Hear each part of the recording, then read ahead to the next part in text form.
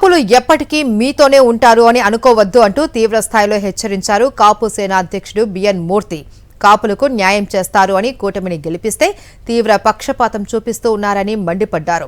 ఉద్యోగుల పోస్టింగ్ల నుంచి నామినేటెడ్ పదవుల వరకు అన్ని విషయాల్లోనూ అన్యాయం జరుగుతుంది అన్నారు. కాపు బిడ్డ అని చెప్పుకునే పవన్ కళ్యాణ్ పట్టించుకోవడం లేదు అని, కనీసం ఆయన అపాయింట్మెంట్ కూడా దొరకడం లేదు అన్నారు బిఎన్ మూర్తి.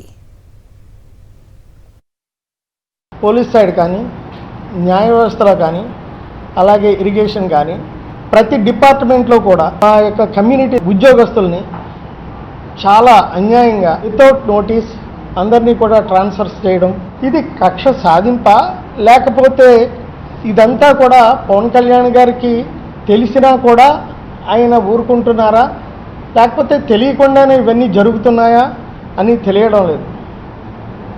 మేము వెళ్ళి విన్నవించుకోవడానికి మాకు అపాయింట్మెంట్స్ దొరకడం లేదు.